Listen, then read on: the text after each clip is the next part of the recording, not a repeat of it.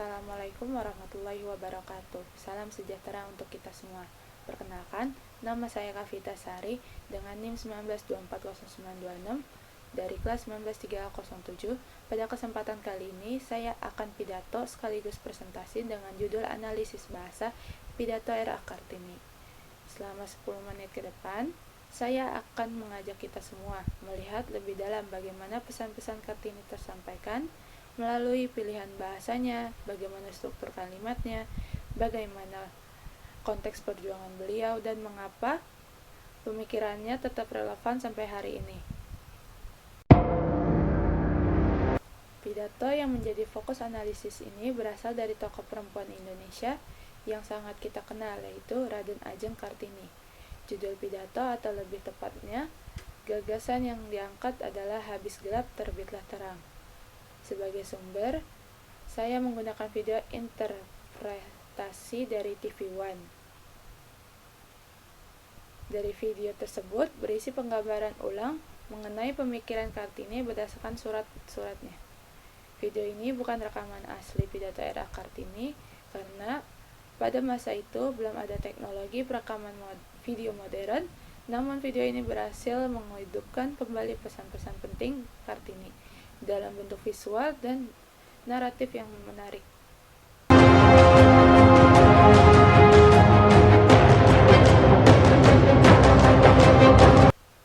Untuk memahami isi pidato ini, kita harus mengetahui konteks sejarah saat Kartini hidup. Kartini hidup pada masa kolonial Belanda ketika perempuan masih dibatasi dalam hal mulai dari pendidikan, ruang gerak sosial, hingga pilihan masa depan. Banyak perempuan tidak diberi akses untuk menempuh pendidikan yang layak. Dari kondisi inilah muncul tujuan dari pidato atau pesan Kartini. Yang pertama, menyadarkan pentingnya pendidikan bagi perempuan. Menurut Kartini, kemajuan sebuah bangsa tidak bisa dicapai jika separuh masyarakatnya, yaitu perempuan, tetap berada dalam kebodohan. 2. Mengajarkan perempuan untuk bangkit dan berani. Kartini mengajak perempuan untuk percaya pada potensi dirinya sendiri. 3. Mendorong perubahan pemikiran masyarakat. Kartini ingin masyarakat meninggalkan cara berpikir lama yang mengekang dan menggantikan dengan pemikiran modern. 4. Memberikan semangat tentang masa depan yang lebih cerah. Inilah inti dari pesan habis gelap terbitlah terang, bahwa setelah masa kelam selalu ada cahaya harapan. Selanjutnya, kita masuk ke analisis bahasa berdasarkan kaidah bahasa Indonesia. Ada 5 aspek yang akan saya bahas. Yang pertama, struktur kalimat. Yang kedua, ada diksi. Yang ketiga, ada ejaan. Keempat, gaya bahasa.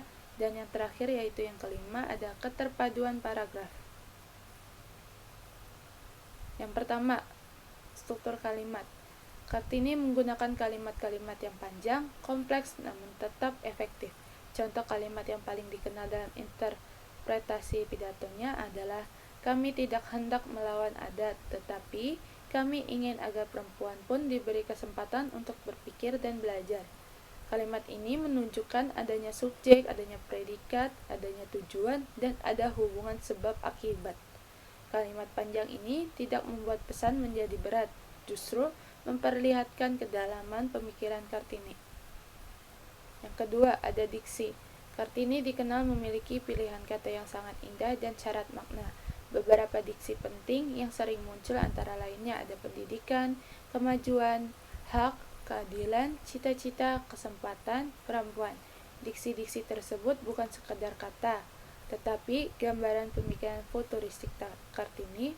Ia berbicara tentang hal-hal yang pada zamannya dianggap sangat maju dan modern. Yang ketiga, ada ejaan. Karena sumber gagasan asli Kartini berasal dari surat-surat yang ditulis dalam bahasa Belanda, maka teks-teks yang kita baca saat ini merupakan terjemahan.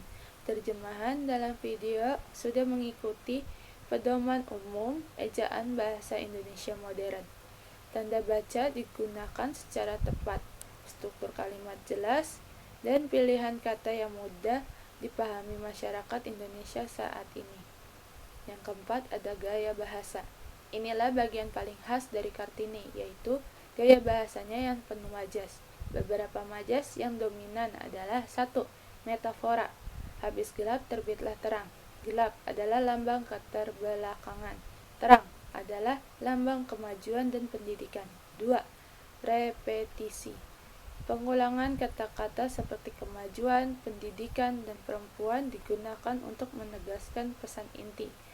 3. Simbolisme. Kartini sering menggunakan kata-kata simbolik seperti cahaya untuk menggambarkan harapan. Pengguna majas inilah yang membuat pidatonya bukan hanya informatif tetapi juga mengunggah secara emosional. Yang terakhir yaitu yang kelima, ada keterpaduan paragraf. Ide-ide dalam pidato tersusun sangat sistematis. Kartini mengawali dengan menggambarkan kondisi perempuan pada zamannya, lalu menunjukkan ketidakadilan yang terjadi. Setelah itu, mengajak perubahan melalui pendidikan. Kemudian, menyampaikan harapan besar untuk masa depan perempuan. Urutan seperti ini menunjukkan kemampuan berpikir logis dan runtut. Koherensi antara paragraf sangat kuat. Pidato Kartini dalam bentuk interpretasi video sangat sesuai dengan kaidah bahasa Indonesia. Bahasanya efektif, komunikatif, padat, makna, dan teratur. Pesan moral yang disampaikan juga sangat relevan untuk pendidikan karakter di Indonesia. Pilihan diksi, tata bahasa, dan gaya retorika membuat pidato ini tidak hanya secara sastra, tetapi juga kuat secara argumentatif. Dari seluruh analisis ini, jelas bahwa R.A. Kartini adalah tokoh yang bukan hanya memperjuangkan emansipasi perempuan dari sisi sosial, tetapi juga seorang pemikir besar yang mampu menyampaikan gagasannya dengan bahasa yang sangat indah. Pesan habis gelap terbitlah terang tetap hidup sampai sekarang, karena semangat Kartini tidak berhenti pada perempuan saja, tetapi juga pada seluruh bangsa Indonesia. Bahasanya halus namun tegas, sederhana namun dalam makna, dan sampai hari ini tetap menjadi inspirasi. Demikian pidato saya mengenai analisis bahasa pidato R.A. Kartini. Terima kasih telah menyimak hingga akhir. Semoga apa yang saya sampaikan dapat bermanfaat dan memberikan wawasan baru bagi kita semua. Wassalamualaikum warahmatullahi wabarakatuh. Surat-surat Kartini antara tahun 1899 sampai dengan 1904 itu kemudian disunting secara selektif dan diterbitkan sebagai sebuah buku pada tahun 1911 di Belanda. Kumpulan surat ini diberi judul Door Duisternis tot Licht, habis gelap terbitlah terang.